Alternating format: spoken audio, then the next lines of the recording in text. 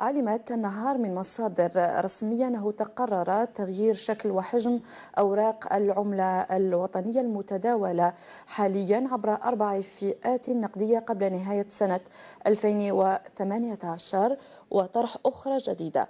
كما أوضح المصدر أن الأوراق النقدية الجديدة التي ستتم طباعتها لن تتضمن صور حيوانات، حيث سيتم تخليد رموز الدولة الجزائرية من معالم تاريخية وجغرافية تجسد البعد الوطني والتراث الجزائري.